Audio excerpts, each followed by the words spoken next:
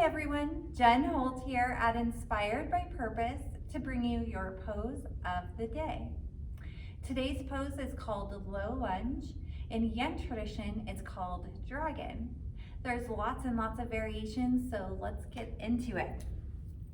You might like to have a blanket or some padding for under the knee if your knees are sensitive.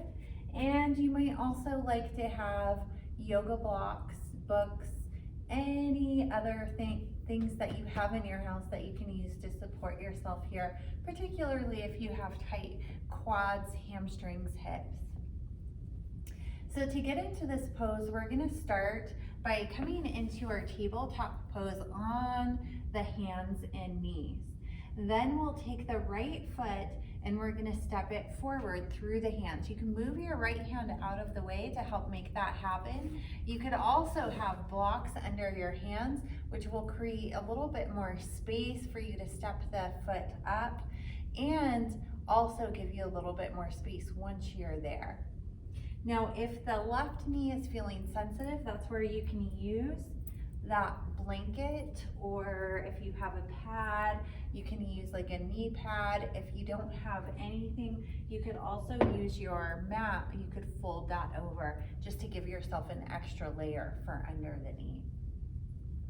Now we want to think about aligning the knee and the ankle of the right leg. The left leg, the more you come forward, the deeper you stretch through the quad and the hip flexor. Now there's lots of variations once again. So if you were doing a little bit more strength building, you could have the knees, the legs a little bit closer together, and then you could work on lifting up. And here we're in a little bit of balance, pulling the belly in, lifting up in one straight line. This is a little bit more strength building. If you're looking for a bigger stretch, then again, stepping that right foot more forward or working on bringing the left knee back will give you a bigger stretch through the quad, the hip flexor, and the glute on the right side. Think about reaching the chest forward rather than caving and rounding in. We're lengthening through the spine. Now you can hold here with the hands on blocks, remembering that the blocks go 3 different heights. So you can choose a height that works for you to help you extend the spine. If you wanted, you could also, even in this forward lean, where we're getting the deeper stretch, you can walk hands up to the knee. That's going to give you a bigger stretch on that back leg. This is called dragon flying high in the Yen tradition. You could also explore taking one or both arms overhead with the hips coming forward. So again, we're getting a little bit more stretch here versus strength building here when we're reaching straight up.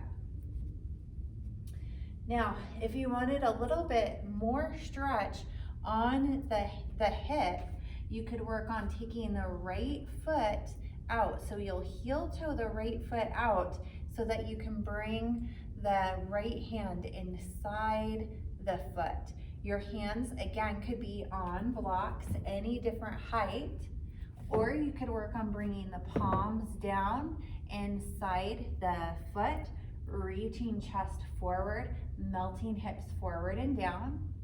Or if you're ready for a deeper opening, you could bring the forearms all the way down to the mat. And that's a pretty big stretch for most of us.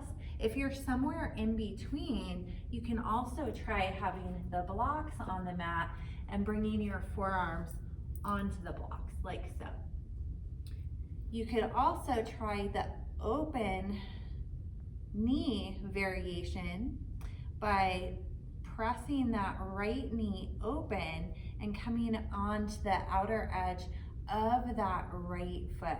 So here we're getting a little bit more into the inner thigh and the inner groin. I'll show you what that looks like from the front.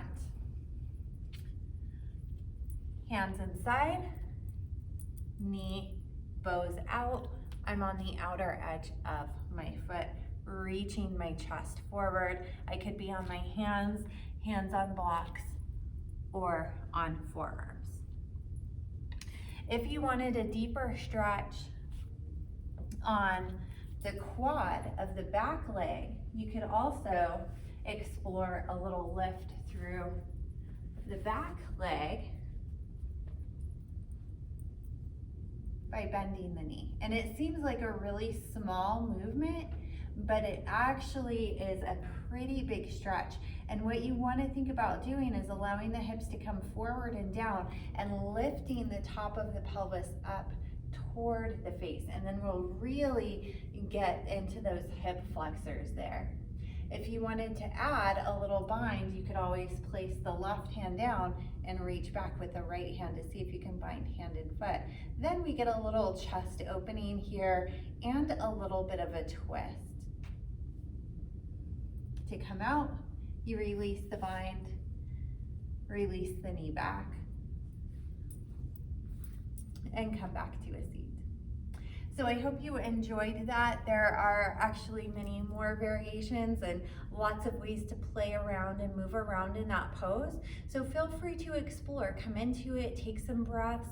If you want to move an arm up or take a little twist or a side bend, feel free to explore that. This is your practice and your body, and I invite you to do all the exploration that you can. So I hope to see you here in center or online very soon. Thank you so much for joining me today.